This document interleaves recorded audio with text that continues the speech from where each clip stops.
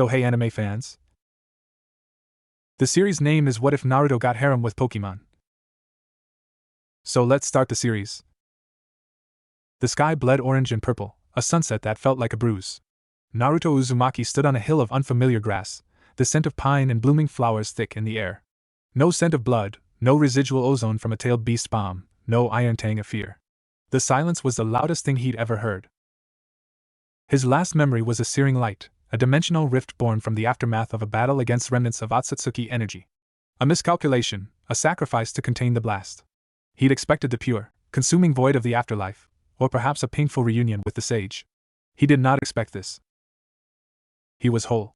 His body, scarred and tough from decades as a shinobi, then Hokage, was intact.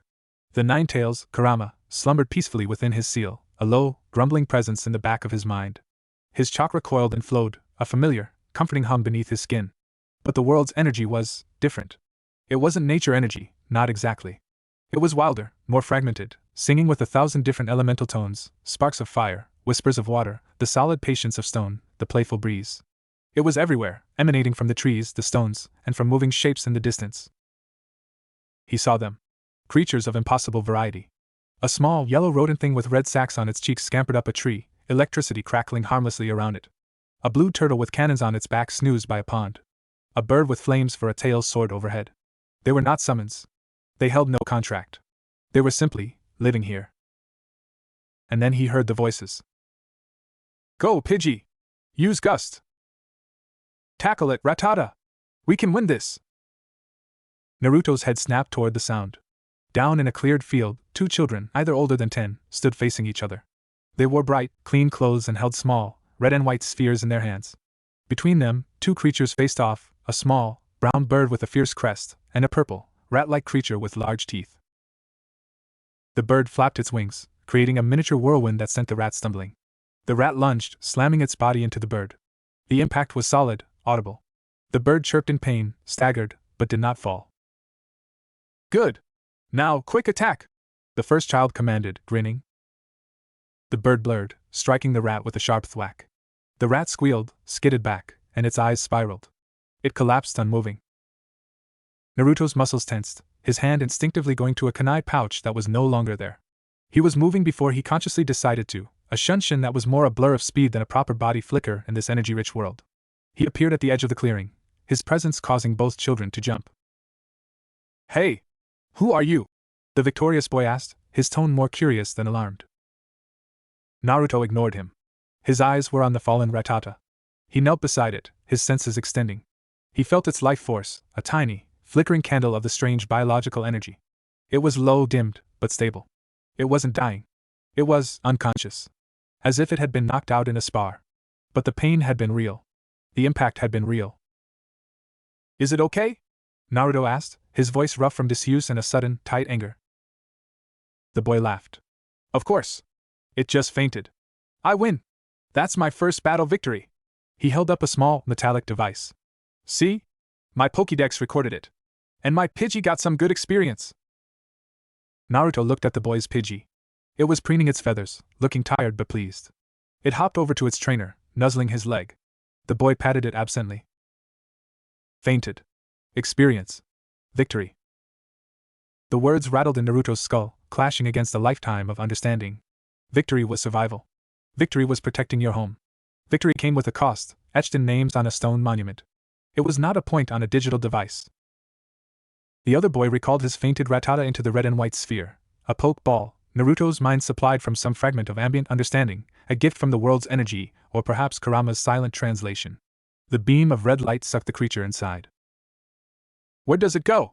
Naruto asked, standing. His height, his scars, the quiet intensity in his blue eyes made the boys finally pause. Into its poke ball, duh, the second boy said. It'll rest and get better. We'll go to the Pokemon Center in town and Nurse Joy will heal it up good as new. You heard it, Naruto stated, the words flat. And now you put it in a container. For convenience. The first boy puffed out his chest. We're trainers. Pokemon love to battle. It's how they get stronger. It's how we bond. Bond. Naruto thought of his summoned toads, of Gamakichi. He thought of Kurama. Bonds forged in shared fights, yes, but also in shared ramen, in silent understanding, in mutual sacrifice. Bonds of choice. He looked at the Pidgey, at its bright, obedient eyes. Was it bonded? Or was it simply following orders? Does it? Naruto asked softly. Or does it do it because you tell it to?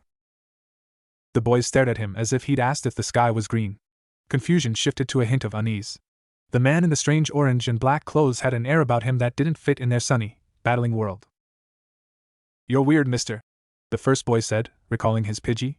Come on, let's go get our Pokemon healed. They scurried off down a path, casting wary glances back at him. Naruto stood alone in the clearing.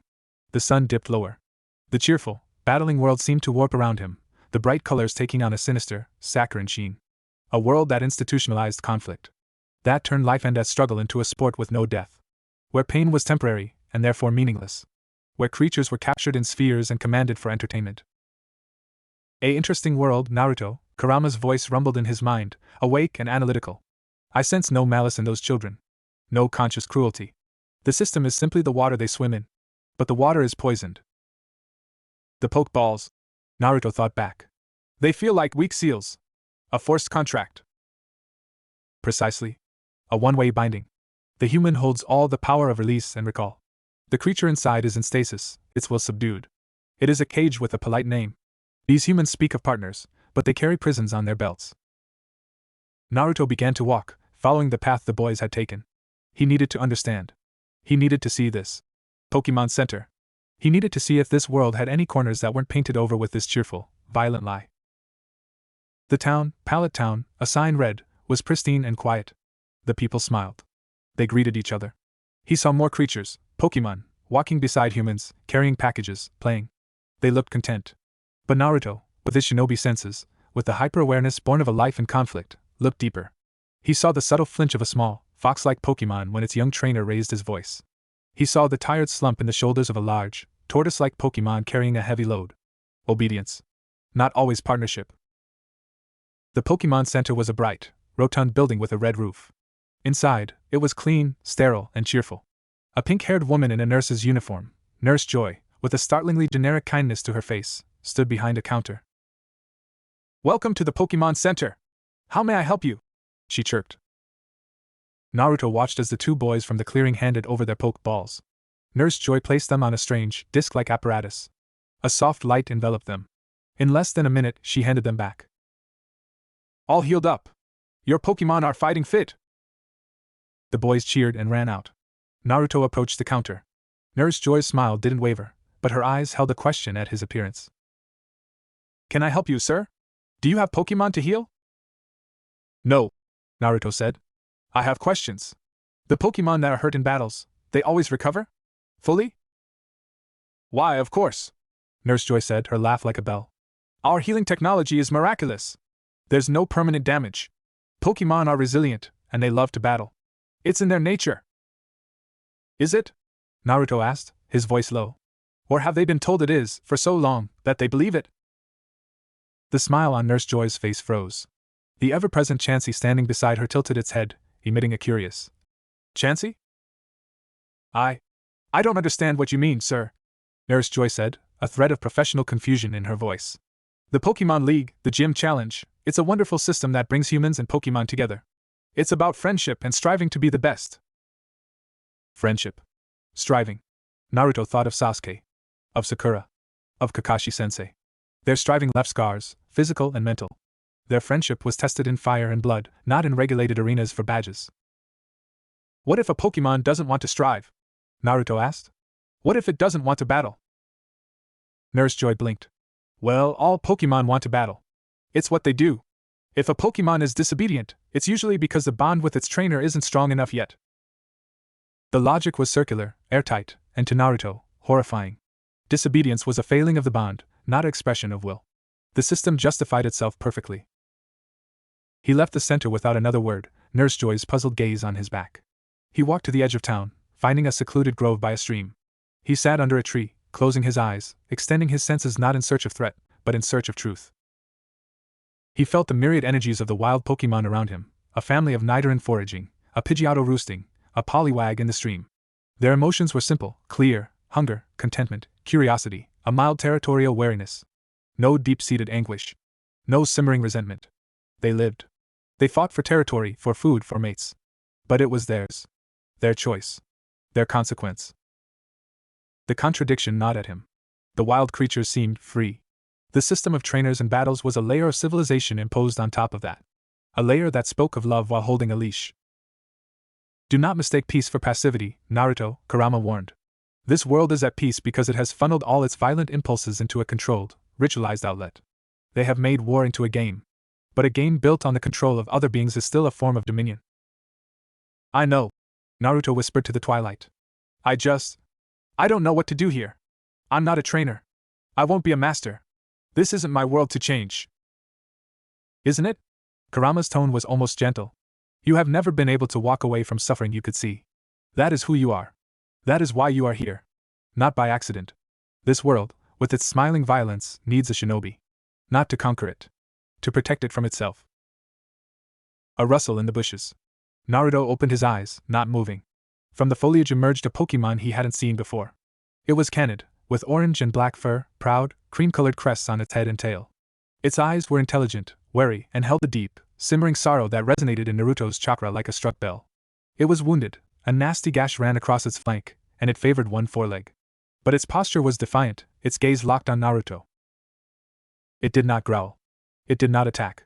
It simply stood, studying him, its emotions a turbulent mix of pain, pride, and a desperate, lonely resilience.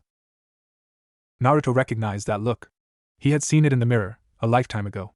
The look of a being that had known nothing but struggle, that trusted no one, that bore its pain as its only identity. Slowly, without breaking eye contact, Naruto reached into his pocket. He had no food, no medical supplies. But he had chakra. He held out his hand, palm up, letting a gentle, visible glow of pale blue chakra, his own life energy, honed by discipline and pain, coat his fingers. A harmless, healing light. The Pokemon, a Growlithe, his mind supplied, flinched then stilled. It sniffed the air. It did not sense the elemental, biological energy of this world. It sensed something older, deeper, and profoundly compassionate. Something that spoke of shared pain, not of dominance. It took a limping step forward. Then another. Naruto did not move. He did not speak a command. He did not reach for a pokeball. He simply sat, offering the light in his hand, an offer of aid with no strings, no capture, no expectation. The Growlithe, pride warring with exhaustion and a flicker of desperate hope, closed the distance. It hesitated one last moment, then lowered its head, allowing Naruto's chakra-coated fingers to gently touch the wound on its flank. In that quiet grove, as the stars began to pierce the bleeding sky, a shinobi who did not believe in pain as sport met a creature broken by someone who did. And a bond unchosen by tradition, unenforced by any ball, began not with a battle, but with a moment of silent, shared understanding. The journey would not be towards a championship. It would be a much harder, quieter road. A road of questions, of small protectors, of challenging smiles with truth. It began here, with a wounded Growlithe and a Hokage with no village, learning that in a world that had forgotten the weight of conflict, his first and only duty was to remember it for them all. Chapter 2: The Weight of a Name. The healing was slow, deliberate. Naruto's chakra, a fusion of his own immense stamina and the lingering power of the six paths, was not a perfect match for the biological energy of the Pokemon world. It couldn't accelerate cell regeneration or purge toxins as efficiently as the Pokemon Center's technology. Instead, it soothed. It eased inflammation, knitted torn tissue with a gentler, more foundational touch, and most importantly, it carried his intent, a pure, uncomplicated wish to alleviate suffering. The Growlithe shuddered as the blue light seeped into its wound. It was a foreign sensation, warm and deep, unlike the sharp, sterile flashes of a potion or the numbing glow of a healing machine. This warmth spoke of sun-warmed stone and unwavering resolve. It did not erase the pain, but it held it, making it bearable. For an hour, Naruto worked in silence, his focus absolute. The gash closed from the inside out, leaving a fresh, pink scar that would fade with time. The sprain in the leg was eased, the swollen ligaments coaxed back into alignment. Finally, Naruto sat back, the glow fading from his hand. He was tired not from the chakra expenditure, but from the emotional weight of the creature's pain, which he had felt as clearly as if it were his own. The Growlithe stood, testing its weight on the injured leg. It took a tentative step, then another. A low, surprised rumble vibrated in its chest. It turned its head, nuzzling the newly scarred flank, then looked back at Naruto. The defiance in its eyes had softened into profound confusion. It was used to commands, to battles, to the conditional kindness of a trainer who needed it strong. This was different. "You should be more careful," Naruto said, his voice a quiet rumble in the darkening grove. "Fights you pick for yourself are one thing. Fights picked for you are another. The Growlithe cocked its head. It didn't understand the words, but it understood the tone, not scolding, but concerned. It had heard that tone so rarely. Ask it, Kurama murmured internally. Ask what? How it got the wound. The injury is clean, sharp. A blade, or more likely, claws from a fighting or steel type. But the emotional residue, it's not the clean pain of a wild skirmish. There's betrayal there. Humiliation. Naruto looked into the Pokemon's eyes. He didn't need to speak. He simply opened his senses further, not probing, but listening with his chakra. He let his own emotional state, calm, open, protective, radiate outward, a silent question. The Growlithe flinched, as if struck by a memory. Images, feelings, blurred impressions flooded Naruto's perception, amplified by the nascent connection their healing had forged. A man with a cold smile, a gleaming badge on his chest. Commands barked. Flame Wheel! Now! Don't you dare falter! A metallic Pokemon, a Lucario, its aura sensors glowing with disdain. The Growlithe's flames, usually so vibrant, sputtering under the pressure of the Lucario's superior aura sphere. A punishing, dismissive counterattack. The gash. The fall, the cold voice. Useless. Even with the Fire Stone, you're too weak. You're holding me back. Get out of my sight. The red beam of a Pokeball, not of recall, but of release. The ultimate rejection. Not even worth keeping in storage. The memory stream cut off. The Growlithe let out a soft whine, laying its head on its paws, its proud crest drooping. The name it had been given, Blaze, echoed in the shared memory, now a cruel joke. Naruto's jaw tightened. He had known such abandonment. The village's scorn, though he'd never been formally cast out, had felt the same. But this was more direct, more personal. This creature had been thrown away for not being strong enough in a game. He was a fool, Naruto said aloud, his voice firm. Strength isn't just about power. It's about heart. It's about getting back up. He thought of Rock Lee, of Hinata. And a trainer who abandons his partner at the first sign of weakness doesn't deserve the title. The Growlithe looked up. The word trainer made it tense.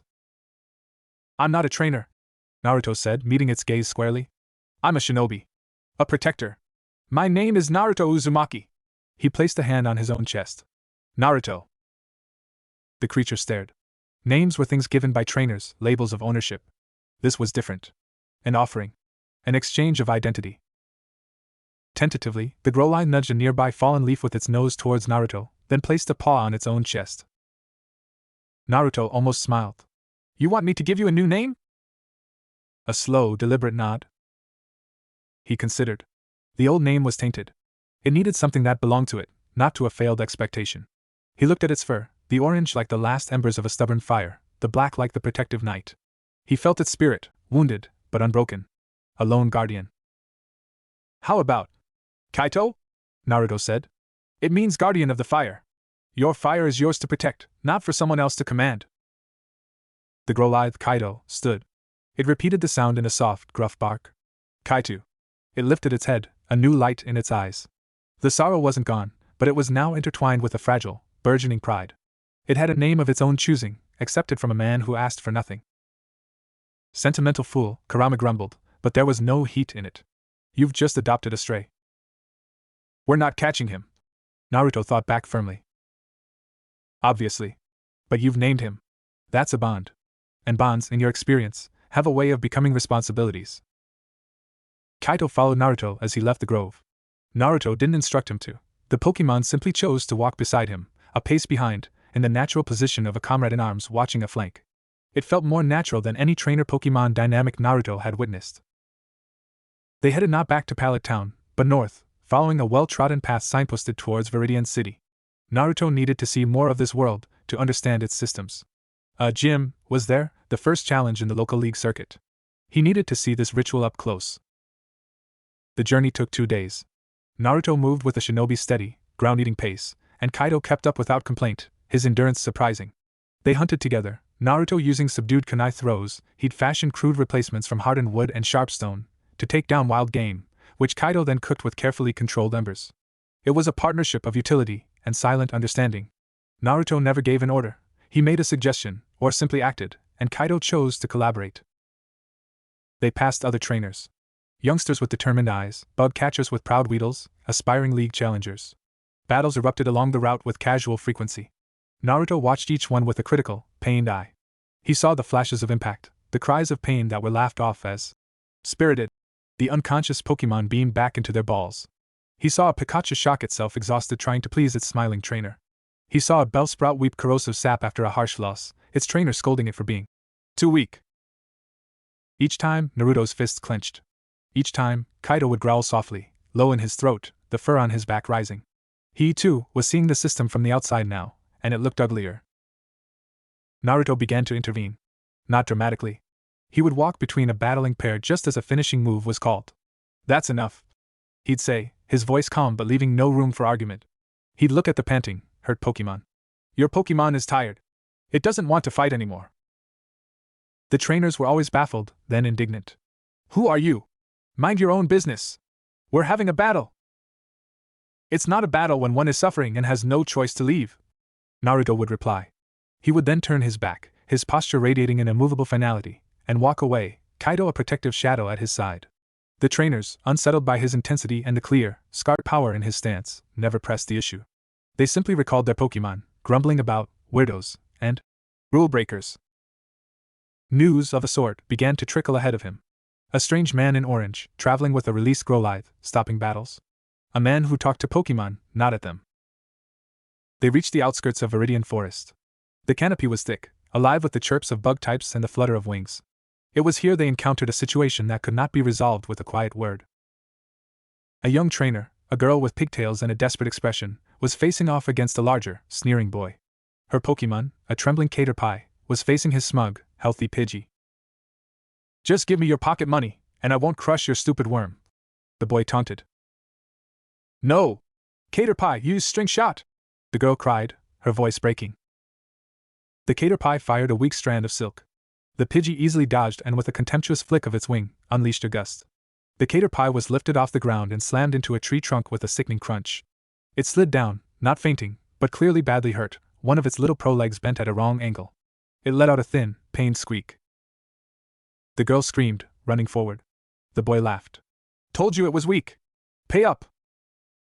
Naruto was there before the girl reached her Pokemon. He knelt by the Caterpie, his hands already glowing blue. The damage was worse than Kaido's had been, a possible fracture, internal bruising. This was no feint. This was real injury, the kind that, even with advanced healing, would carry trauma. "Hey! Get away from that! This is our battle!" the boy yelled. Naruto ignored him. He focused on the Caterpie, pouring gentle chakra into its small body, stabilizing it, muting the sharpest edges of its pain. The Caterpie's large, watery eyes looked up at him, filled with a terror that slowly ebbed into stunned relief. The girl arrived, tears streaming down her face. Is it? "It will live," Naruto said, his voice like iron. "But it should not have been put in this position." He lifted his head and looked at the boy. There was no anger in Naruto's eyes. There was something far worse, a deep, cold, and utter disappointment. The look a Hokage might give a ninja who had betrayed the village's most sacred tenets. The boy took a step back, his Pidgey shuffling uneasily on his shoulder. What? It's just a battle. It's what Pokemon do." "You were using a battle to extort money," Naruto stated, standing. He wasn't tall compared to some men, but his presence seemed to fill the forest path. "You ordered your Pokemon to cause deliberate, excessive harm to a weaker creature for personal gain. That is not a battle. That is cruelty. You can't talk to me like that. I'm a trainer." "You are a bully," Naruto corrected, his tone final. "And you are done training today. Leave."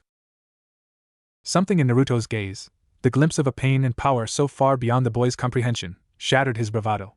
He recalled his Pidgey without another word and fled back down the path. Naruto turned back to the girl and her Caterpie. He finished his chakra ministrations. The leg was still bent, but the fracture was knitted, the pain gone. "The Pokemon Center in Viridian can fix the rest. But you must promise me something." The girl sniffled, nodding vigorously. "Ask it," Naruto said, pointing to the Caterpie, now sitting up, regarding its human with a mixture of love and new wariness. "Ask it if it wants to battle. Not for you, not for badges, but for itself. And if the answer is no, or even not like that, you have to listen. A bond means respecting the other's will, not just their strength." The girl looked from Naruto to her Caterpie, her young mind struggling with a concept that contradicted everything she'd been taught. But the memory of her Pokemon's pained squeak was fresh. She knelt. "Caterpie, are you okay? Do you hate battling?" The Caterpie looked at her, then at Naruto. It nudged her hand gently, then turned its body slightly, presenting its injured leg. It wasn't a rejection of her, but a clear statement of its limits. I understand, the girl whispered, fresh tears falling. We'll get you healed. And we'll only train if you want to. I promise. Naruto nodded. It was a start. He turned to leave. Mister, the girl called out. Who are you? He paused. Just a traveler. You're Growlithe. It's not in a pokeball. No, Naruto said, glancing at Kaido, who stood alert and watchful. He chooses to walk with me. There's a difference. He and Kaido melted into the deeper shadows of the forest, leaving the girl to ponder a revolution in the form of a simple choice. As they walked, Kurama's voice echoed in his mind. You're making waves, Naruto. Small ripples now, but they will build. That boy will complain. The girl will question. You are introducing a virus of doubt into a system that requires absolute faith. They should doubt, Naruto thought, his eyes on the path ahead, leading to the city, to the gym, to the heart of the system. Blind faith in a system that allows pain for sport is how good people do terrible things. I've seen it before. He thought of the shinobi world, of the endless cycle of hatred, of children thrown into war. This world had found a way to stop the wars, but it had sanitized the violence, bottled it, and sold it as entertainment. It was, in its own way, just another cycle. One he had sworn to break, in any world he found himself. Kaido brushed against his leg, a solid, warm presence. Naruto placed a hand on the Pokemon's head, not a pat of ownership, but a touch of solidarity. Viridian's city skyline appeared through the trees. The first gym awaited. A place where the philosophy of battle as sport was codified, celebrated, and rewarded. Naruto Uzumaki, shinobi of the Hidden Leaf, guardian without a village, and his self-named partner Kaido, walked towards it not as challengers, but as witnesses. And the world, blissfully unaware, smiled its bright, cheerful smile, not yet realizing that a man who carried the weight of real wars had just stepped onto its polished, bloodless battlefield. Chapter 3: The Silent Arena. Viridian City was a study in ordered vitality. The streets were clean, the buildings modern and functional, the people moving with the purposeful cheer of a society confident in its rhythms. The Pokemon Center here was larger, busier, a steady stream of young trainers with determined eyes and weary Pokemon flowing through its automatic doors. The air buzzed with chatter about strategies, newly caught Pokemon, and most of all, the gym. Naruto stood across the wide plaza from the gym building. It was an imposing structure of gray stone and polished steel, devoid of the thematic flair he would later learn marked other gyms. It looked less like a place of sport and more like a fortress or a bureaucratic headquarters. A coldness emanated from it that had nothing to do with temperature. Kaido, at his side, growled, the fur along his spine rising. The Pokemon's senses were picking up on the same thing Naruto's chakra sensitivity was, a muted discord. From within the gym, and from the Pokemon accompanying trainers, Naruto felt flickers of anxiety, of forced enthusiasm, of a subtle, grinding fatigue buried beneath obedience. This is the heart of it, Naruto murmured, more to himself than to Kaido. This is where they formalize the game. He didn't enter immediately. For hours, he observed. He saw a young man with a Rattata stumble out, dejected, his Pokemon nursing bruises. He saw a confident girl with a Squirtle stride in and 20 minutes later, emerge with a sparkling badge and a triumphant smile, her Squirtle looking merely tired. The outcomes varied, but the pattern was the same: entrance with hope, exit with either validated pride or shrugged off defeat. The Pokemon were accessories to the human drama, their physical and emotional states secondary to the acquisition or denial of a piece of metal. Finally, as the afternoon light began to slant, Naruto moved. He walked towards the gym's entrance, Kaido a steadfast shadow. A few trainers gave them curious looks, the man's strange attire, the uncontained Growlithe, but no one stopped them. The interior was as austere as the exterior. A vast, open arena of packed earth lay under harsh artificial lights. The stands were empty. At the far end, on a raised platform, sat a man. He was middle-aged, with sharp, stern features and impeccably neat hair and clothes. He wasn't watching the current battle. He was reading from a data pad, his expression one of profound boredom. This was the gym leader, but he felt more like a disinterested foreman. In the arena, a trainer was being thoroughly dismantled. His Pokemon, a terrified-looking Ekans, was being toyed with by the gym's designated battler, a sleek, powerful-looking bird Pokemon with sharp, metallic feathers, a Skarmory. The Skarmory moved with mechanical precision, dodging the Ekan's weak poison stings with contemptuous ease, occasionally lashing out with a swift, controlled wing attack that sent the Ekans sprawling. Each impact was calculated to hurt, to demoralize, but not to instantly incapacitate. It was a slow, professional dismantling. The gym trainer, a young woman in a uniform, called out commands in a flat, dispassionate tone. Skarmory, agility. Now Steel Wing. Again. The Skarmory complied, its movements becoming a blur before striking. The Ekans cried out, a sound of pure distress. The challenger, a boy on the verge of tears, yelled, Ekans, rapid! Please! The Ekans tried, but it was too slow, too hurt. Another wing attack sent it skidding to the edge of the arena, where it lay panting, eyes swirling. Challenger's Pokemon is unable to battle, the gym trainer announced tonelessly. The victory goes to the Viridian Gym. The boy recalled his Ekans and fled the arena, sobbing quietly. The gym leader didn't even look up from his data pad. A cold, quiet fury settled in Naruto's gut. This wasn't the exuberant, misguided passion of the children on the routes. This was violence rendered administrative, efficient, emotionless, and utterly dehumanizing, or rather, depokemonizing. The gym trainer recalled her Skarmory. Next challenger? She called out, her eyes scanning the empty waiting area, landing on Naruto. Naruto didn't move from the entrance archway. I'm not a challenger. The gym trainer's brows furrowed. This is a gym. If you're not here for a badge, you need to leave. I'm here to speak to the gym leader. Finally, the man on the platform looked up. His eyes were pale, calculating, and utterly devoid of warmth. I am Leader Archer. State your business. I have a schedule to maintain. His voice was clipped sterile. Naruto walked forward, his boots silent on the hard earth. Kaido followed, his growl a constant, low rumble. He stopped at the edge of the battle area, looking up at Archer. Your Pokemon. The Skarmory. And the others you use. Do you ever ask them if this is what they want? To fight challenger after challenger, to cause pain on command? The silence that followed was absolute and heavy. The gym trainer stared aghast. Archer's expression didn't change, but a flicker of icy annoyance passed through his eyes. What did you say? Archer's voice was dangerously soft. You use them as tools, Naruto continued, his own voice calm, cutting through the sterile air. You have them fight until they're hurt, then you heal them and put them back out. There's no bond there. It's a transaction. You provide the facility, they provide the violence. It's a factory for sanctioned pain. Archer slowly stood, placing his data pad on the seat. He descended the steps to the arena floor with a measured pace. He was taller than Naruto, and he used his height to look down his nose. You are clearly not from around here.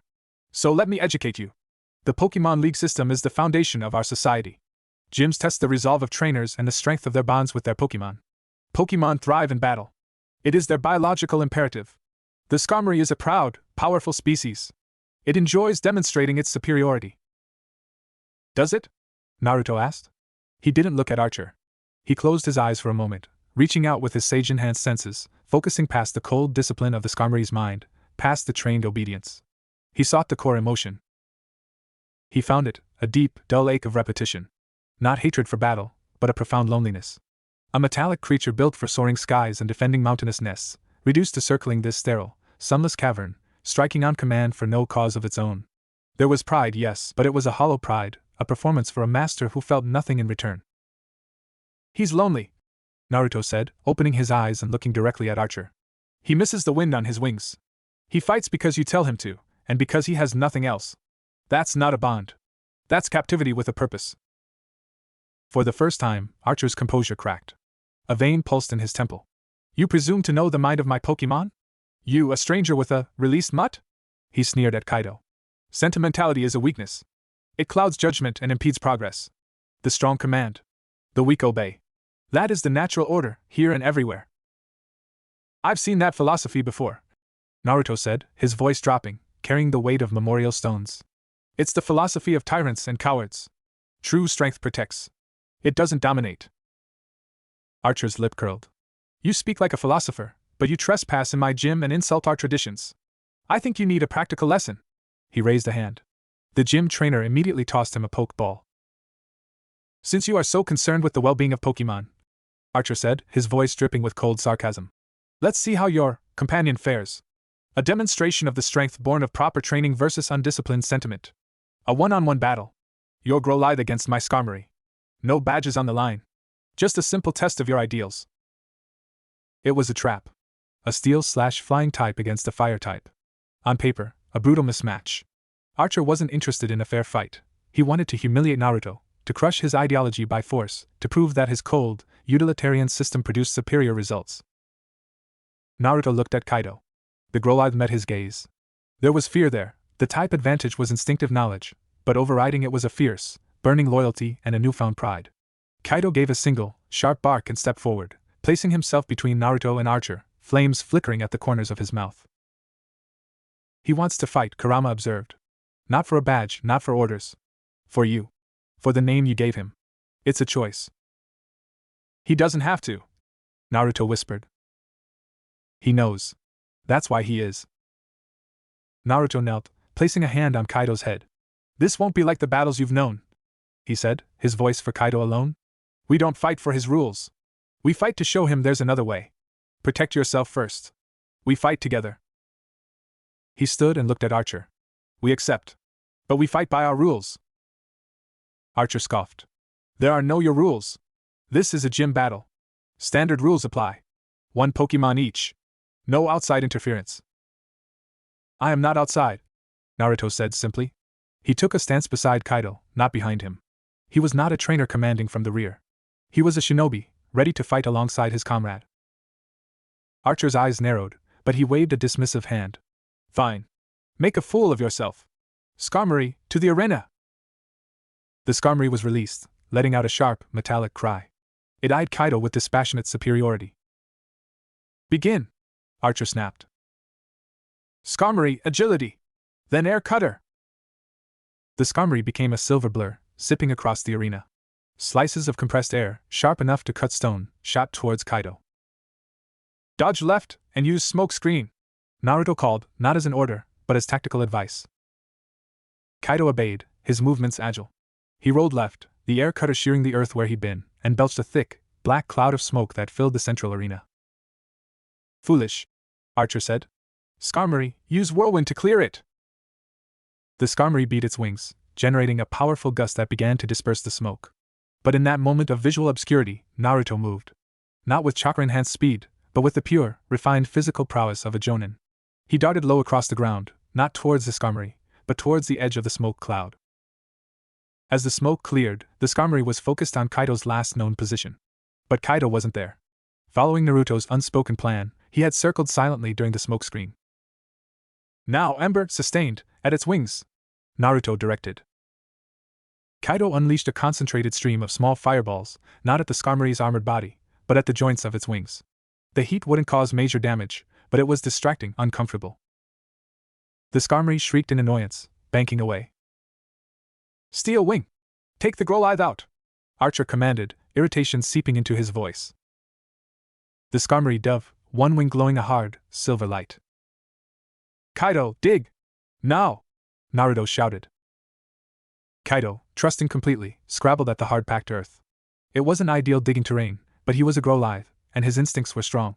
He vanished into a hastily made hole just as the steel wing smashed the ground where he'd stood. The Skarmory hovered, confused. Now! Naruto yelled. He wasn't looking at the hole. He was looking at the Skarmory's shadow on the ground. From a different location, several feet away, Kaido erupted from the earth in a shower of dirt, flames already wreathing his body.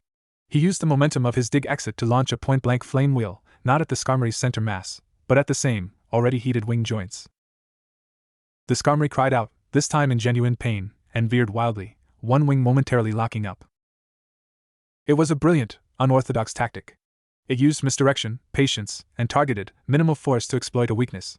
It was shinobi tactics applied to Pokemon battling. Archer was furious. Enough of this farce! Skarmory, brave bird! The command hung in the air. The gym trainer gasped. Brave bird was a devastating, reckless move that damaged the user as well as the target. It was a finishing move, a brute force solution. It was also incredibly painful for the Skarmory. The Skarmory, still off balance, hesitated for a fraction of a second. In that hesitation, Naruto saw it, the Pokemon's brief, instinctive recoil from the idea of self-inflicted harm for a command it didn't believe in. That hesitation was all Naruto needed. He moved. This time, he used a fraction of his chakra, not to attack, but to propel himself in a blur. He didn't target the Skarmory. He placed himself directly in the path of the Skarmory's looming charge, between it and Kaido. He stood, arms slightly spread, his back to Kaido. He faced the oncoming metallic tempest, his expression utterly calm. Stop, he said. The word wasn't loud, but it carried the full weight of his will, his chakra, his experience facing down beasts far more terrifying than this. It was the voice of a Hokage declaring a battle over. The Skarmory, its instincts screaming at the sudden, fearless obstacle, aborted the attack. It pulled up sharply, screeching in frustration and confusion, circling high to the ceiling.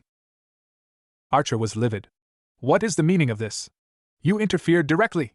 You forfeit. I protected my partner, Naruto said, not turning around. He looked up at Archer. And I protected yours from your own command. You ordered it to hurt itself to prove a point. That's not leadership. That's abuse. You broke the rules. Your rules are wrong. Naruto turned to Kaido, who was panting but unhurt, his eyes wide with awe. Are you okay? Kaido barked affirmatively, nuzzling Naruto's hand. Naruto looked back at the Skarmory, which had landed awkwardly, favoring its heated wing. He could feel its emotional turmoil, shame at its failure, residual pain, and a spark of something new, curiosity about the human who had stopped a brave bird with a word. He's hurt, Naruto said to Archer. And not just his wing. He's tired of this. Can't you feel it? Or have you stopped feeling anything at all? Archer's face was a mask of cold rage. But deep within his eyes, for just an instant, something flickered. Not doubt, but a faint, unsettling recognition. The recognition of a void within himself that this strange, passionate man was somehow pointing to. It was more unsettling than any defeat. Get out, Archer whispered, the words like chips of ice. Get out of my gym. You are banned. If you show your face here again, I will have you removed by League authority. Naruto nodded slowly. He hadn't expected to win a badge, or an argument. He had come to witness, and he had. He had seen the soul-deadening mechanics of the system, and he had planted a seed, of doubt in Archer, of a different possibility in the Skarmory, of defiance in Kaido. He turned and walked towards the exit, Kaido at his heel. At the archway, he paused and looked back, not at Archer, but at the Skarmory. He gave it a small, respectful nod. The great metal bird stared, then, with a soft, almost inaudible clink of its beak, it dipped its head in return. Outside, in the cool evening air of Viridian City, the cheerful sounds of the town felt like a mockery. Naruto took a deep breath, the sterile air of the gym still in his lungs. He'll report us, Naruto said to Kaido. People in power don't like being questioned. They'll come looking for the troublemaker with the Growlithe. Kaido leaned against him, a solid, warm weight. You knew this would happen, Kurama said. I did, Naruto thought. But some things need to be said. Some lines need to be drawn, even if you have to draw them alone in the sand. He looked up at the emerging stars, so different from the constellations of his home. We're not drawing them alone anymore, though, are we? Kaido barked once firmly. No. We are not. Together they walked away from the silent, sterile arena, leaving behind a crack in its perfect, unfeeling facade. The journey would get harder now. The system would push back. But as they melted into the gathering dusk, a shinobi and his self-chosen guardian, they carried with them a new truth, even in a world that had forgotten the cost of conflict. A single act of protection could be a revolution. And revolutions, Naruto Uzumaki knew, never started in the center of power. They started on the margins, with a whisper that grew into a roar. Chapter 4: The Bondsmith. The fallout from the Viridian Gym was not immediate, but it was pervasive, like a slow-spreading stain. Naruto and Kaido avoided the main routes, sticking to the wilder edges of the landscape between Viridian and Pewter City. They foraged, hunted, and moved with a shinobi's discretion. Yet word traveled faster than feet in a connected world. Trainers they encountered on back trails would sometimes recognize him, the weird guy who stops battles, and either give him a wide berth or, more rarely, approach with a hesitant curiosity. A few, usually the quieter ones with Pokemon that seemed less battle-eager, would ask tentative questions. My Oddish, it doesn't seem to like fighting. It just wants to sun itself and help berries grow. Is that wrong? My Machop gets scared before every battle. I have to push him so hard. Is there another way? Naruto never offered grandiose answers. He asked questions in return. What does your Oddish love to do? Do that with it. Or, why does your Machop fight? For you or for itself? If it's for you, is your dream worth its fear? He didn't tell them to abandon their dreams. He asked them to include their Pokemon's dreams in the calculus. It was a subtle, seismic shift in thinking. For children raised on the mantra of, gotta catch 'em all, and battle to be the best. It was bewildering, but for some, it was a liberation. Kaido was his constant testament. The Growlithe's strength grew not from repetitive drills against captured prey, but from collaborative survival. He learned to control his flames, to cook, to signal, to warm their campsite. He learned to track, to patrol, to use his dig move to create sheltered hollows or access water sources. His battles, when they occurred, were defensive, driving off a territorial beedrill swarm or a hungry monkey pack. Each victory was shared, purposeful, and followed by a quiet moment of mutual respect, not a cheer for experience points. One such defensive skirmish left Kaido with a shallow scratch from a beedrill's stinger. As Naruto applied a poultice of crushed oran berries, a young trainer with a wide-brimmed hat and a net watched from a nearby rock. He'd been observing them for an hour. "You don't use a potion?" the boy finally asked. His voice was soft. "This works," Naruto said, not looking up. "And he knows I'm the one helping him. Not a spray from a can." "I'm Bugsy," the boy said, venturing closer. He was slight, with an intense, studious gaze behind his glasses. I'm a bug catcher. Well, I want to be a bug-type gym leader someday." Naruto finished tying a clean leaf bandage. Kaido licked his hand. "A gym leader? Like in Viridian?" Bugsy flinched. "No, not like that. I heard what happened there. With Leader Archer." He looked at Kaido with undisguised admiration. "I've never seen a girl so connected. It's like you're not even giving orders." "We're partners," Naruto said simply. "That's what I want," Bugsy blurted out, his passion overcoming his shyness. "I love bug types. They're misunderstood. People think they're weak, just stepping stones on the way to the first badge. But they're amazing. They have incredible life cycles, complex societies. They're not just for battling." He deflated slightly. "But everyone says the only way to prove their strength is through the gym system. To make them battle." Naruto regarded the boy. His passion was genuine, born of love for the creatures, not for glory. Why do you need to prove their strength to anyone but themselves? Bugsy stared. "But the League, the badges, are pieces of metal," Naruto finished. "Your Scyther." He nodded to the large mantis Pokemon that had silently emerged from the trees behind Bugsy, its bladed arms poised but not aggressive. "Does it care about metal badges? Or does it care about the forest, about its own speed, about protecting you?" The Scyther let out a low, clicking hum, tilting its head. It was listening. Bugsy looked from Naruto to his Scyther, a dawning realization in his eyes. He likes to test his blades against the toughest trees. He likes to patrol our territory. He protected me from a raging Ursaring once, not because I told him to, but because he chose to." The boy's voice filled with wonder. "I've been trying to teach him Fury Cutter for gym battles, but he's already a perfect cutter. For his own reasons." Naruto almost smiled. It was the first genuine smile he'd felt in this world. "Then maybe you should help him be the best tree cutter and protector he can be. The title you earn from him will mean more than any badge from the League." Bugsy sat down hard on the grass, his mind racing. The orthodox path he'd been trying to walk was crumbling, revealing a wider, wilder, more honest landscape beneath. "But what do I do? I've dedicated my life to studying bug types so I could be a gym leader. If I don't follow the system, who am I?" "A boy who loves bug types," Naruto said. "That's enough. It's more than enough. Build a place where they are understood, not just used. Be a guardian of their ways. A bondsmith." The word, coined in the moment, hung in the air. It felt right. It implied a forge of connection, not of weapons. Bugsy repeated it, tasting the syllables. Bondsmith.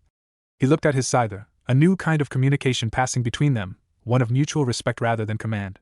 "Yeah. I think I'd like that." For 3 days, Bugsy traveled with them, a temporary student. Naruto didn't teach him battle techniques. He shared shinobi principles, observation, understanding motivation, the strength that comes from defending something you love rather than attacking what you're told to. He showed Bugsy how to move silently through the forest, how to read the body language of Pokemon not as combatants, but as fellow inhabitants. Bugsy's Scyther took to Kaido with a reserved respect. They would spar, not to faint, but to test reflexes and limits, stopping when one signaled enough. It was play, it was training, it was communion. It was during this time that the first official pushback arrived. They were crossing a rocky valley when a man in a sharp, black suit stepped onto the path ahead. He was flanked by 2 others in similar attire, each with a poke ball already in hand. Their posture was rigid, professional, and devoid of the passionate energy of trainers. These were enforcers. "Naruto Uzumaki," the lead man said, his voice flat. He consulted a digital tablet. "Unregistered individual. Associated with multiple disruptions of sanctioned Pokemon battles. Interference with gym operations in Viridian City. Traveling with an unregistered, non-contained Pokemon. You are hereby ordered to submit for league assessment and registration." Naruto stopped, placing a hand on Kaido's back. Bugsy hovered nervously behind him, his Scyther clicking a warning. "Assessment?" Naruto asked. Psychological and capability evaluation. Your methods are irregular and disruptive to the harmony of the League system. Your Pokémon must be properly registered and contained in a Pokeball for its own safety and public order. Kaido is not contained, Naruto said, his voice calm but firm. He is free. And I disrupt nothing but cruelty. The agent's mouth tightened. The League defines cruelty, not you. Your sentimentality is a danger. You anthropomorphize Pokémon. They are not humans. Their relationships with us are hierarchical. That is natural law. Naruto remembered Jiraiya's toads, remembered the tailed beasts. He remembered the pain of being seen as a monster, a thing to be controlled. Hierarchy built on force isn't natural. It's just tyranny with a smaller footprint. Kaido stays with me by choice. That's the only law that matters. The lead agent sighed, as if dealing with a recalcitrant child. Very well. We'll do this the hard way. Apprehend him. Recall the Growlithe by force if necessary. The two flanking agents threw their Pokeballs. Go! Prime Ape! Go! Hitmonlee! The fighting types materialized, one a ball of simian rage, the other a poised, leggy warrior. Their auras were sharp, disciplined, and utterly obedient. They were tools of the state, well-maintained and deadly. Bugsy, stay back, Naruto said quietly. This isn't your fight. But protect your Scyther. Observe. The agents gave simultaneous commands. Prime Ape, seismic toss on the Growlithe. Hitmonlee, mega kick on the human. Disable him. Prime Ape lunged for Kaido with terrifying speed. Hitmonlee became a blur of whipping legs aimed at Naruto's torso. Naruto didn't flinch. He'd faced faster. He'd faced stronger. He slid forward, his movement a minimal, efficient shift. The mega kick whistled past his ribs as he twisted. At the same time, he didn't attack Hitmonlee. He threw a small, rounded stone, picked up moments before, not at the Pokémon, but at the Primate's ankle mid-lunge. The stone struck with pinpoint accuracy, not hard enough to injure, but enough to disrupt its balance for a split second. That split second was all Kaido needed. He'd been waiting, not for an order, but for the opening Naruto's action created. He didn't use a fire move against the fighting type. He dropped low and used takedown, ramming his shoulder into the Primate's unstable lower center of gravity. The Primate grunted, thrown off its grab, and tumbled. Naruto, now inside Hitmonlee's guard after its missed kick, didn't strike. He placed his palm gently on the Pokémon's chest and pushed, a soft, focused burst of chakra. It wasn't an attack, it was a wave of pure, disorienting feeling, a burst of empathy, of the confusion and pain Naruto had sensed in so many battlers. For an instant, Hitmonlee felt not the will of its trainer, but the foreign, profound sorrow of its intended target. The Hitmonlee froze, its disciplined mind reeling. Now, Kaito! Smoke screen between them! Naruto called, leaping back. Kaido obeyed, blanketing the area between the two enemy Pokémon and their trainers in thick, obscuring smoke. The agents shouted in frustration, recalling their momentarily confused Pokémon. Use ranged attacks. Hitmonlee, blaze kick in a sweep. Primeape, cross chop blindly. But Naruto and Kaido were no longer where they had been. Using the smoke and the rocky terrain, they had repositioned. Naruto's objective wasn't to win a battle. It was to deliver a message. As the smoke cleared, the agents found Naruto standing 10 feet away, Kaido beside him, both unharmed. But Naruto was now holding the lead agent's drop tablet. He looked at it, then at the agent. You have files, Naruto said. On me. On disruptions. Do you have files on the Pokémon? On the Ekans with the broken leg? On the Skarmory with the lonely eyes? On the thousands who fight every day because they're told it's what they are? He dropped the tablet on the ground. It cracked on the rocks. Your system sees everything except the pain it causes. I won't be registered. I won't be contained. And I won't stop protecting those who can't speak your language from those who won't listen. The lead agent's face was pale with anger and something else, a flicker of uncertainty. The efficiency of their takedown had failed.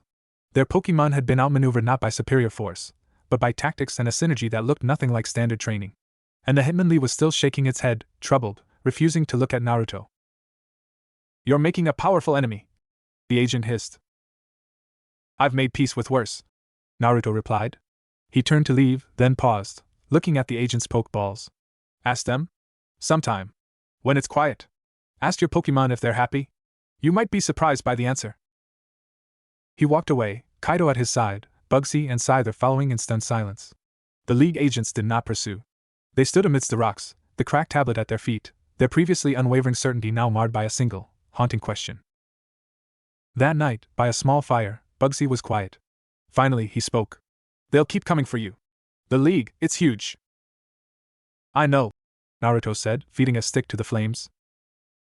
What will you do? Keep walking. Keep protecting where I can. The system is big, but it's not everywhere. There are spaces between its rules. People like you, in those spaces. He looked at the boy. You won't build your gym tomorrow. But you can start building your sanctuary.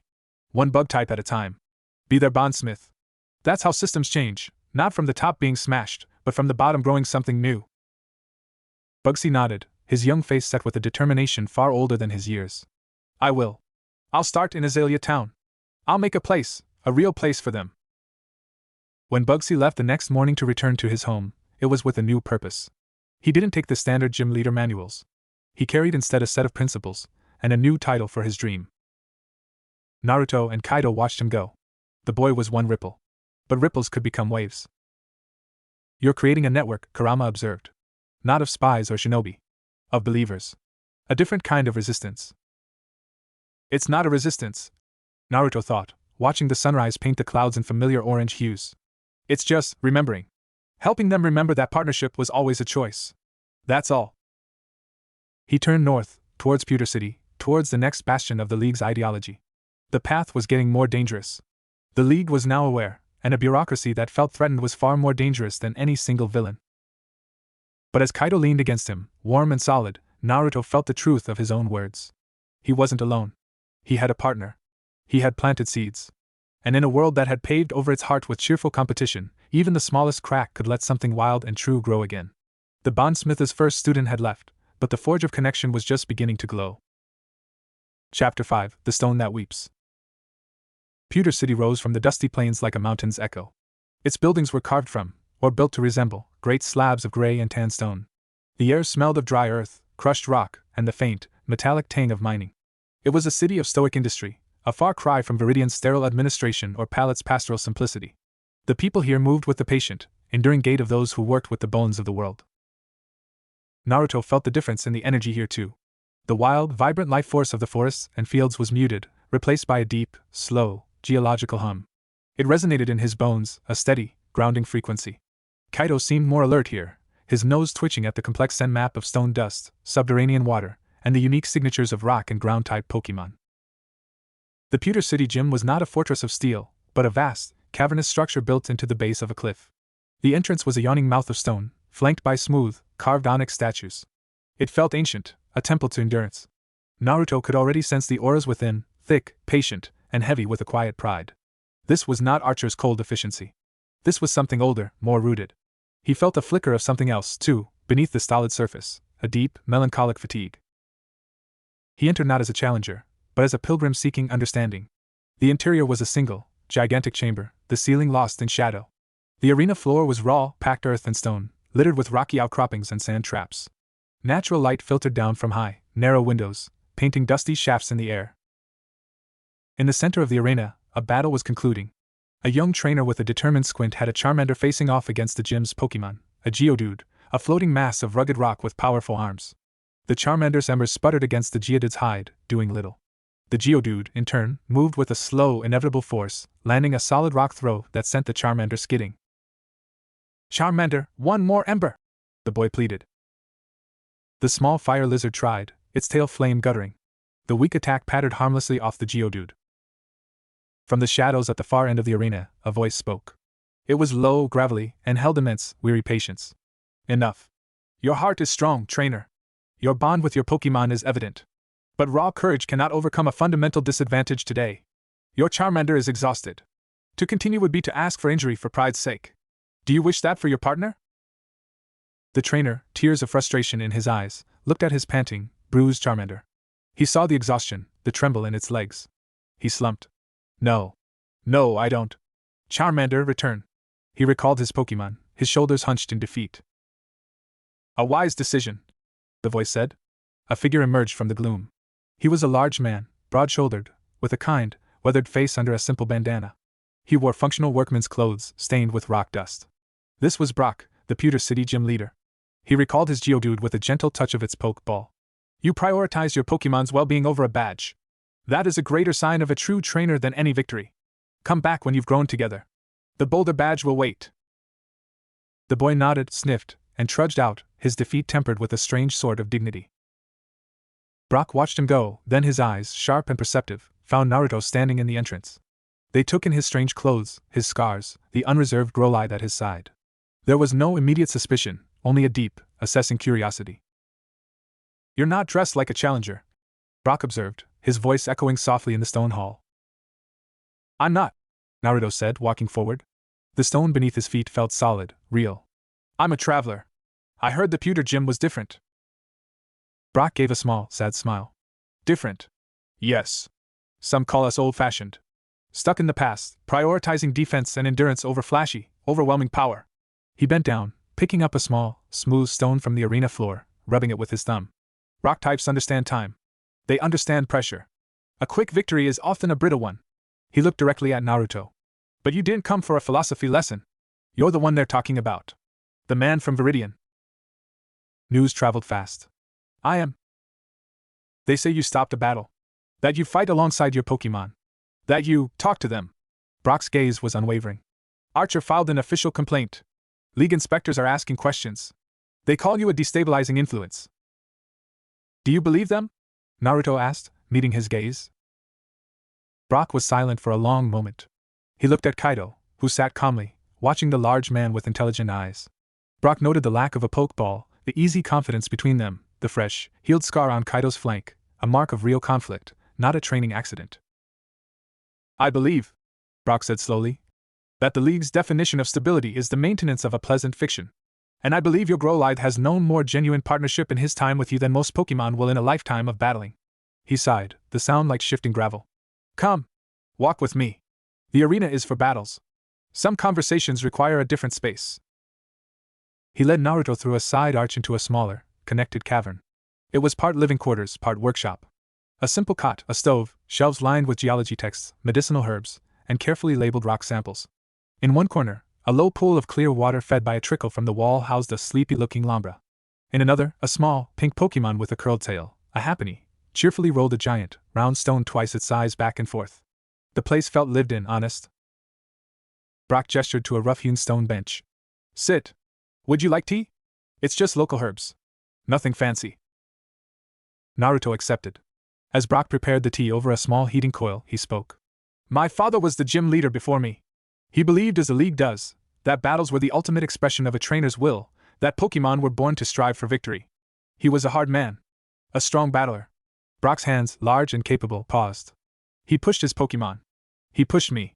He pushed my brothers and sisters. He believed suffering in the short term forged strength in the long term." He brought over 2 chipped mugs of fragrant tea.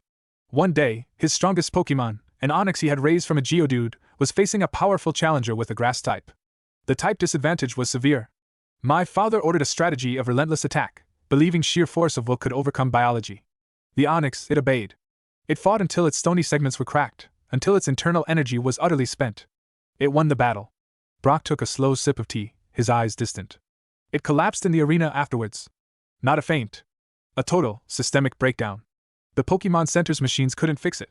The damage was too profound, the exhaustion too complete. It didn't wake up. The silence in the cavern was heavy, filled only by the soft trickle of water and the happy grunts of the rolling Happiny.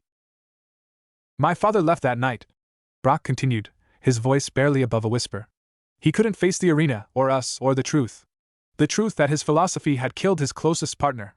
He left me, the eldest, to run the gym and raise my siblings. I was just a boy." Naruto listened, the story settling into him like a stone in a pond. This was the unspoken cost. The thing, the faint and heal. Technology erased from memory. Not all pain was temporary. Some sacrifices were final. "So I changed the rules?" Brock said, looking at Naruto with eyes that had seen that cost firsthand. "My gym doesn't test a trainer's willingness to push their Pokemon to the brink. It tests their willingness to stop. To understand limits. To value the Pokemon's body and spirit over a badge. I use weaker Pokemon against new trainers. The battle is a lesson in endurance and type strategy, yes, but the real test is whether the trainer has the empathy to see when the fight is harming their friend." He gestured to the Lambra in the pool, to the Happiny. "These are rescues. Pokemon whose trainers push them too far in pursuit of League glory. They'll battle again, when and if they choose to, for reasons they believe in. Not because a human demands it." Naruto felt a profound respect for this man. Brock was not a revolutionary tearing down the system from outside. He was a reformer, working within the cracks, using the system's own structure to teach a better way. He was a stone wearing away the river of thoughtless tradition through patient, gentle resistance. You understand then, Naruto said. Why I do what I do. I understand the why, Brock conceded. But your how, it's like a landslide. Dramatic, undeniable, and it changes the landscape forever. My way is the slow drip of water that shapes the canyon over eons. The League can tolerate the drip. They cannot tolerate the landslide. You make them confront what they've agreed to ignore. Ignoring it doesn't make it go away, Naruto said, thinking of the Skarmory's loneliness, of the Iken's broken leg. No, Brock agreed. It doesn't. But systems protect themselves. They will label you dangerous. They will try to isolate you, to discredit you. They may try to take your Growlithe, citing welfare laws he's clearly flourishing without. Kaido, hearing his name, looked up and gave a soft woof. They can try, Naruto said, a hint of the old, fierce protectiveness flashing in his blue eyes. Brock leaned forward. I am not telling you to stop. By Arceus, this world needs more of what you have. That fire. He smiled faintly. But you need allies. You need to understand the terrain. You're a skilled fighter, I can see that. But this is a different kind of war. It's a war of ideas, fought in paperwork and public perception as much as in arenas.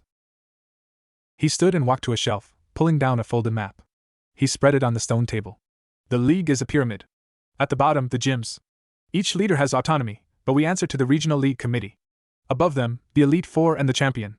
They are the public face, the ultimate authority in battle. But the real power, the bureaucratic engine, is the committee. And they are conservative.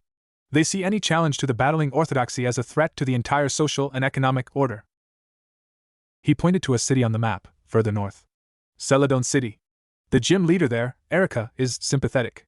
She prioritizes the comfort and happiness of her grass types. Her battles are more like tranquil performances.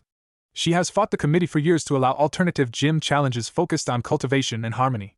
She could be an ally. But she is cautious. Brock looked at Naruto. You cannot walk into Celadon as you did Viridian. You must be a whisper, not a shout. Let them see the result of your way. He gestured to Kaido. Before you try to explain the theory. Show, don't tell. It's the only language that can bypass their defenses. Naruto studied the map, then looked at Brock. Why are you helping me? You risk your gym, your family. Brock's face grew solemn. He picked up the smooth stone he'd been holding earlier. Because every day, I stand in that arena and I see the ghost of my father's onyx. I see the potential for that same tragedy in every overeager trainer's eyes. I have spent years building a dam against that tragedy, one thoughtful decision at a time. He met Naruto's gaze, his own eyes glistening with unshed tears. You are not building a dam. You are trying to redirect the entire river so the tragedy never has to happen at all. If I can help you, even a little, then perhaps my father's partner, and my father, did not die for nothing. The raw honesty in the cavern was palpable.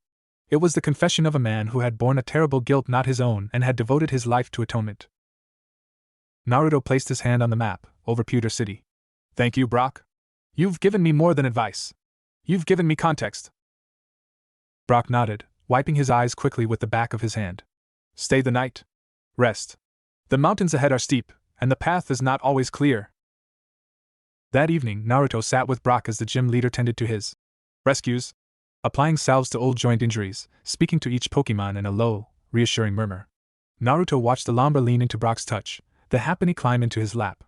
This was the quiet, daily work of healing that his own more dramatic interventions could never achieve. As Naruto prepared to sleep on a spare bedroll, Brock approached him one last time, holding out a small, rough-cut stone on a leather cord. It was a deep gray, streaked with a single, thin vein of gleaming silver. It's a piece of the first rock my onyx ever shed as it grew, Brock said softly. A reminder that growth requires change, and that even the hardest stone is not permanent. Take it. A token from one guardian to another. Naruto took the stone. It was cool and heavy in his palm, the silver vein catching the faint light. He felt the age in it, the patient memory of the earth. He slipped the cord over his head. Thank you. The next morning, as Naruto and Kaido prepared to leave, Brock stood at the mouth of the gym cavern. Remember, he said, his voice firm. Celadon. Show, don't tell. And Naruto, be careful. The League's inspectors are one thing. But there are other forces.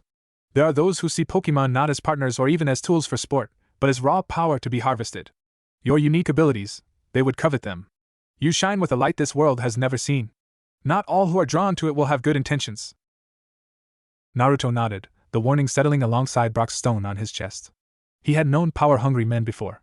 He knew their faces. He and Kaido walked away from the stone temple, heading north towards the winding mountain passes that led to Celadon. The encounter had changed something. He was no longer just a disruptor, a foreign element causing chaos. He had found an ally, a man who understood the cost and was fighting the same war on a different front. He had a map, a strategy, and a deeper understanding of the enemy. The world of Pokemon was no longer a monolithic, smiling monolith. It was a landscape of fissures and fractures, of hidden grief and quiet resistance. And as he walked, the stone from a weeping gym leader rested against his heart, a solid, enduring reminder that even in a world built on cheerful battle, there were those who remembered how to mourn, and in that mourning, found the true strength to protect. Chapter 6: The Garden of Reluctant Swords. The path from Pewter to Celadon was a journey from mineral silence to verdant murmur. The harsh, open slopes gave way to dense, misty forests where the air grew thick with the scent of damp earth, blooming fungi, and the sweet, cloying perfume of rare flowers. The biological energy here was a tangled, vibrant chorus, a stark contrast to the deep, singular hum of stone. It was alive in a way that felt almost conscious, a sleeping, green giant breathing beneath the soil. Naruto moved with more caution now, heeding Brock's warning. He and Kaido became ghosts in the foliage, their passage leaving less mark than a falling leaf. He used his chakra not for speed, but for silence and heightened sensory awareness, painting a detailed picture of the forest around him, the anxious scurry of a sentret, the territorial buzz of a beedrill hive in the distance, the deep, rhythmic slumber of a Snorlax a mile away. He also felt the presence of humans. Not the scattered trainers on the main routes, but groups. Moving with purpose, with a disciplined, grim energy that spoke of something other than a Pokemon journey. Twice, he and Kaido melted into the undergrowth as squads of men and women in dark, functional uniforms patrolled the lesser-used trails. They carried advanced scanning equipment and their Pokemon, primarily Sleek, obedient Magnemite, grim-faced Maitayana, and alert Noctowl, were deployed for surveillance, not battle. League inspectors. They were searching. For him. They're casting a net, Kurama observed. Archer's complaint gave them justification. Your little display with their agents gave them urgency. They want to catalog you, contain your ideology before it spreads. Let them search the shadows. Naruto thought back, watching a Noctowl's piercing gaze sweep over their hiding place without seeing them. His chakra, subtly woven around them, bent the light and muffled their scent and sound. A basic shinobi stealth technique, rendered potent by his mastery. The forest is big. And we're not what they're looking for. He was right. They were looking for a firebrand, a rabble-rouser who confronted gyms. They weren't looking for a silent guardian and his companion moving in harmony with the woods. After 5 days of ghost-like travel, the forest began to thin, giving way to cultivated groves and fragrant fields. The scent of flowers grew overpowering, a blend of roses, lilies, and stranger, more exotic blooms. Ahead, nestled in a river valley, lay Celadon City. It was a city of glass and pastel colors, of elegant parks and sprawling, dome-roofed greenhouses that glittered in the sun. It looked peaceful, wealthy, and delicate. Naruto remembered Brock's words, show, don't tell. He entered the city not through the main gate, but through the winding paths of the Celadon City Park, a vast, manicured garden that blurred the line between city and wilderness. It was here he saw her for the first time. A woman knelt in a sun-dappled clearing surrounded by towering sunflowers. She wore a simple, elegant kimono patterned with falling cherry blossoms.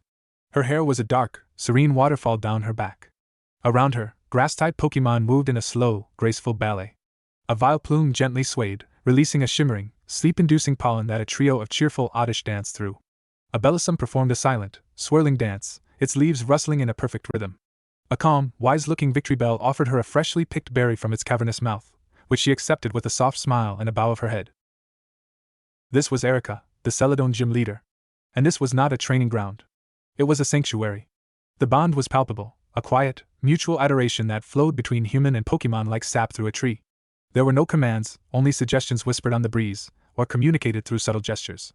The Pokemon performed their moves, Sweet Scent, Stun Spore, Solar Beam, not as attacks, but as expressions of art, of growth, of communal harmony. Naruto stood at the edge of the clearing, Kaido sitting quietly beside him, captivated by the serene scene. For the first time since arriving in this world, he felt a sense of peace that wasn't fraught with hidden tension. This was a different kind of partnership, one built on cultivation, not conquest. Erica finished her silent communion with the Victreebel and turned. Her eyes, a deep, knowing brown, found Naruto immediately. There was no surprise in them, only a gentle, assessing curiosity. She had known he was there, likely from the moment he entered her garden's sensory field. You are welcome here, traveler, she said, her voice as soft as petals brushing together. The garden senses no malice in you. Only a great, protective sorrow. Her gaze shifted to Kaito. And your companion burns with a loyal flame. Not a destructive one. A hearth fire. Naruto approached slowly, respectfully. Thank you for your welcome. I am Naruto Uzumaki. This is Kaito. Erika, she replied with a slight incline of her head. I have heard whispers of you. The man who questions the wind because it sometimes blows too hard. She gestured for him to sit on a smooth, moss-covered stone. Brock sent me a message. He said you seek understanding, not confrontation. He said you carry a stone that weeps. May I see it? Naruto, surprised by her directness and her apparent communication with Brock, pulled the cord from under his shirt, showing her the gray stone with its silver vein. Erika's fingers hovered over it, not touching. She closed her eyes. Ah. Grief. And resolve. Two seeds planted in the same fracture. She opened her eyes. Brock's way is the way of the steadfast oak, bending so it does not break. Mine is the way of the creeping vine, finding new paths around obstacles. You, I think, are the unexpected forest fire that clears the deadwood so new growth can sprout. All are necessary. All are part of the cycle. I don't want to burn anything down, Naruto said. Don't you? Erika asked, a faint, sad smile on her lips. The deadwood I speak of is not people, or even the League. It is the old, rigid ideas. The belief that power must shout. That strength must be hard. That partnership requires a chain of command. She plucked a blade of grass, holding it up. It bent effortlessly in the breeze. Is this weak? Or is it resilient? My grass types are seen as delicate, as poor battlers. Yet they hold this city together. They purify the air, they grow our food, they heal our sick with their extracts. Their strength is in their giving, not their taking. But the League, the committee, they only understand the strength that takes. She looked towards the city skyline, towards the towering Celadon condominiums, a symbol of modern wealth and power. My gym is a tolerated eccentricity. A special interest. I am allowed my garden so long as I still distribute the rainbow badge to those who can prove a modicum of tactical skill against my delicate Pokemon. The committee humors me. But they are watching. They know my philosophy is a quiet threat to their loud, violent orthodoxy. And now they know of you. A louder, more immediate threat. Brock said you could be an ally, Naruto said. I am, Erika stated simply. But my methods must remain my own. I cannot stand beside you in the light and shout. My work is in the soil, in the roots. If I am seen to openly defy the League, my garden will be paved over for a more productive battle facility. The Pokemon I protect will be dispersed, retrained for proper battling. She looked at him, her eyes serious. You must understand this. To help you, I must appear to not help you. The aid I give will be invisible. Information. Sanctuary for those you protect. A safe path through the weeds of bureaucracy. It was a different kind of strategy. Clandestine. Political. It felt uncomfortably like the shadowy world of shinobi politics he had always tried to rise above. But he understood her reasoning. She was protecting her flock. What do you need from me? Naruto asked. Continue as you are, Erika said. Be the fire. Draw their eyes. While they are watching you, they are not watching the seeds I plant, or the quiet work Brock does in his mountains. But you must be smarter. The inspectors are here, in Celadon. They are interviewing trainers, monitoring the Pokemon Center. They have a profile. They are looking for a man who disrupts battles, who travels with a non-contained fire type. She gestured to Kaito. Your bond is your greatest strength and your most visible marker. You must be prepared to disguise it. Naruto's jaw tightened. I won't put him in a poke ball. I would not ask you to, Erika said gently. But there are other ways. The world is not just black and white, containment and freedom. There is a spectrum. She stood and walked to a large, flowering bush. With a soft hum, a Pokemon detached itself from the blossoms, a Roserade, elegant and poised, holding its flower-like hands with deadly grace. My Roserade can create scents that mask others. It can weave plant fibers into simple garments that alter a silhouette, absorb scent. It is not a disguise of lies, but of botanical ambiguity. It will help you pass through the city unseen by their crude sensors. For the next few hours, under Erika's direction, Roserade worked. It wove a lightweight, hooded cloak from tough, scentless moss vines for Naruto, its color a nondescript forest gray that seemed to shift in the light. For Kaito, it crafted a simple, collar-like band from the same material, infused with a complex aroma of damp soil, crushed leaves, and a hint of paralyzed heel, a scent profile that screamed wild Pokemon passing through. To any sniffing Growlithe or Houndour the inspectors might use. As Roserade worked, Erika shared information. The inspector in charge is a man named Rigby. Ambitious, by the book, sees Pokemon as biological assets. He reports directly to a committee member named Sterling, who is old money, old power, and sees the League tradition as sacred. They have authorization to detain you for psychological evaluation and to impound Kaido for mandatory registration and welfare assessment. They will use the law as a weapon. She also gave him directions to a safe place, a small, private greenhouse on the city's northern edge, owned by a silent supporter, where he could rest without being registered at a Pokemon Center. Where will you go from here? Erika asked as they prepared to leave her garden under the cover of twilight, Naruto in his new cloak, Kaito's natural flame orange muted by the gray band. I don't know, Naruto admitted. Away from the cities. Into the places the League's light doesn't reach. Erika nodded. Then head for Saffron. It is a city of psychic power and immense, centralized control. The gym leader, Sabrina, is an enigma. Her power is absolute, her mind impenetrable. She may be your greatest opponent, or a hidden ally. But the path between here and there holds a place you should see. A place the League has forgotten. She handed him a small, hand-drawn map. The Grove of the Ancients. It is not on any League map. It is where grass types go when they are weary of the world of men. Some say a legendary Pokemon slumbers there, one that remembers a time before Pokeballs, before gyms. If you seek to understand the true heart of Pokemon, away from human interference, go there. Naruto took the map, folding it carefully. Thank you, Erika.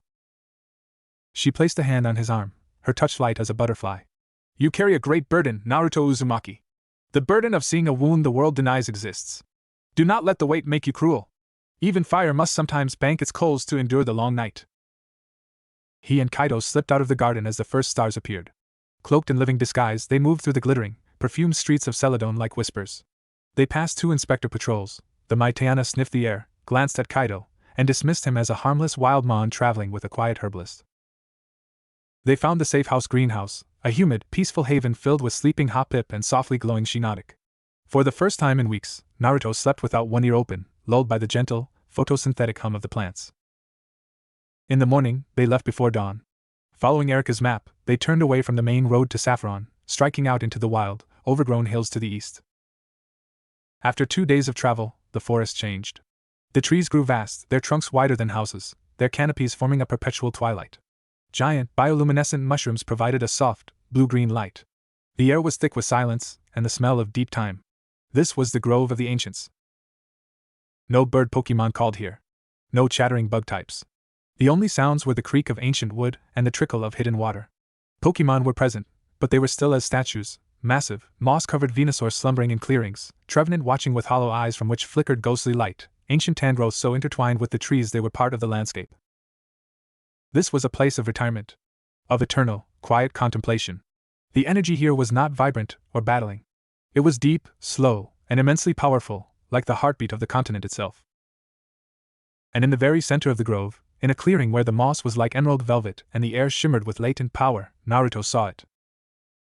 A Pokemon, larger than any he had seen. It resembled a great, stag-like creature, but its body was formed of living wood and vibrant green foliage, antlers like mighty branches bedecked with glowing flowers and floating, spectral orbs. It lay on its side, eyes closed, breathing so slowly that minutes passed between each rise and fall of its chest. It exuded an aura of such profound, benevolent guardianship that it stole Naruto's breath. Xerneas. The name came to him, not from knowledge, but from the grove itself, whispered on the timeless energy. This was a legendary. A being of life and grace. And it was sleeping, perhaps for centuries, perhaps dreaming of a world before human capture, before battling leagues. Kaido let out a soft, awed whine and lay down, flattening himself to the ground in instinctive respect. Naruto approached slowly, feeling no fear, only a humbling reverence. He stopped a respectful distance away. He could feel the Pokemon's dreams, visions of endless, untamed forests, of Pokemon living and dying by their own laws, of a harmony untouched by human hands. This was the heart Erika spoke of. The true heart. Not a heart that battled for sport, but a heart that sustained life itself. He stood there for a long time, a shinobi from a world of human conflict in the presence of a deity of natural order. He understood now, viscerally, what he was fighting for. It wasn't to destroy the human world.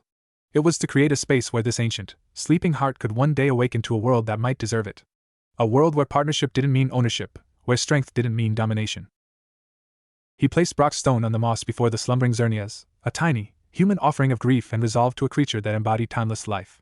Then, with a final, deep bow, he turned. He and Kaido left the Grove of the Ancients as quietly as they had entered. But Naruto was changed. The fire of his purpose was no longer just a reaction to pain. It was now fueled by a vision. A vision of a world where the gardens of Celadon, the steadfastness of pewter, and the wild, ancient freedom of the grove could coexist. Where Pokemon like Kaido could choose their path, and legendaries like Xerneas could sleep in peace, unafraid of the nets and balls of men. The path to Saffron City lay ahead, a city of psychic power and human ambition. But Naruto now carried within him the deep, green silence of the grove, a compass pointing towards a different kind of strength. He was no longer just a warrior in a foreign land. He was a gardener of a new possibility, and he had just been given a glimpse of the seed.